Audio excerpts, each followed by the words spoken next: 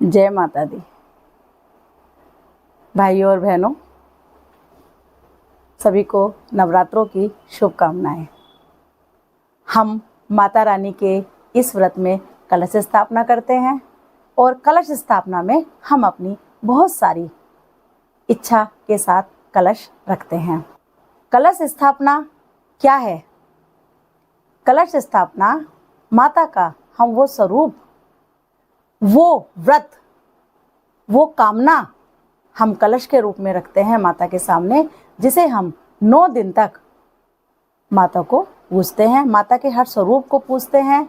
माँ 9 दिन में अपने अलग अलग रूपों में आती हैं और नवे व्रत में यानी कि सिद्धिदात्री जो भी हमसे भूल से, अज्ञानता से, मंत्रहीन जो भी हमसे पूजा होती है उसे भी माँ स्वीकार कर लेती है और हमें अपना वरदान देकर चली जाती है।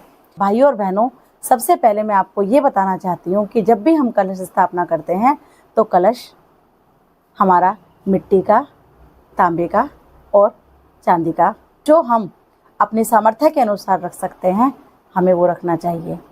कलश में हमें गंगा जल, थोड़े से चावल और एक 5 का सिक्का जरूर डालना चाहिए। उसके बाद में हम उसमें जल भरते हैं। अगर विवाह में व्यवधान आ रहा हो, शादी ना हो रही हो, तो हम कलश स्थापना कैसे करें?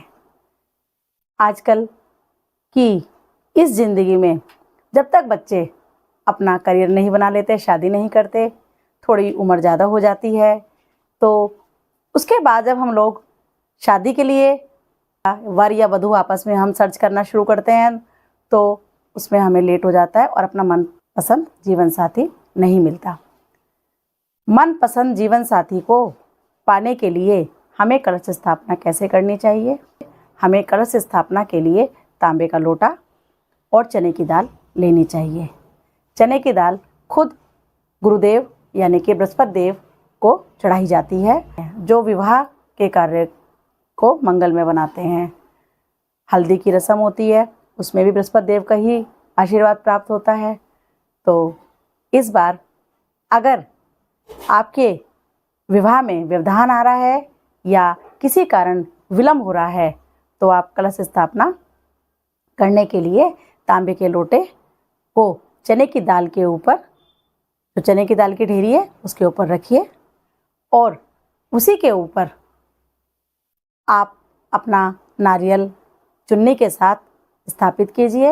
1 लौंग का जोड़ा उस कलश में ज़रूर डालिए और माता रानी से प्रार्थना कीजिए कि मुझे अच्छा जीवन साथी प्राप्त हो, मेरा जीवन प्रसन्नतापूर्वक उसके साथ व्यतीत हो, मुझे मनचाहा जीवन साथी मिले। 9 दिन के लिए अखंड ज्योत जलानी चाहिए। अगर हम अखंड ज्योत नहीं जला सकते तो 2 टाइम यानी कि प्रातःकाल और सायंकाल हमें दीपक जरूर जलाना चाहिए।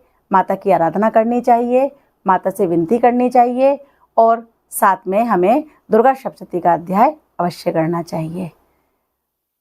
अगर हम ऐसा करते हैं तो माता हमें बहुत जल्दी हमें मनचाहा जीवन साथी दे देती हैं।